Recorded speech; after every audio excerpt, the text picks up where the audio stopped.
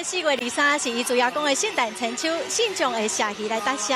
因为之前疫情停办，所以前2档拢有上千篇戏来演员。今年庙方是表示讲，向庙方订的戏大约都600多篇哦，佮加上信众家己来请的，嘛有上千篇。咱即马特别请记者加入，带咱来看今年的现场是偌热闹。是主播，记者目前所见现场呢，就是咱家己伊主耶公司戏班大会演咯。现场呢，咱看到这条县道一路切线，一直通到高铁桥卡双平路边，拢已经排满了戏班。自下晡2点正式开演开始，现场是锣鼓声不断，闹热气场，带大家来看一场现场闹热的状况。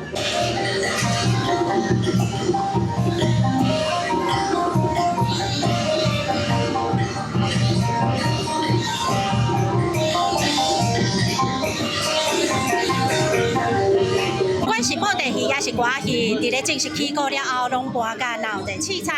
因为这戏班拢是来为伊主耶祝寿的，所以这搬戏的定数嘛是有讲究的。对2点正式开锣开始，每一个戏班拢会先对办身的仪式大先做。办身的过程嘛，也一寡糖啊、银角啊，来给民众食平安，为民众祝福。几落百名戏班做回来办身，这场面是罕见搁壮观。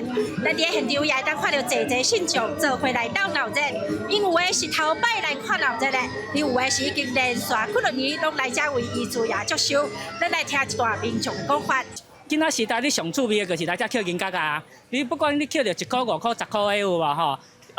有的大人会摕钱喊你换。你捡到10块的有无？10块正常摕钱的时阵，伊可能用100、200，但你换啊，伊但你换唔是换啥？伊但你换是换迄个福气。咱捡银角就是捡一个福气啊！你捡1块、5块、10块，吼，就是你家己的福气啊！我感觉这个就是一个咱少年时阵有无吼？的一个童年的循环啦。听到咱民众的分享，唔知观众朋友是不是也想要做伙来感受这款庙口看戏闹热气彩气氛呢？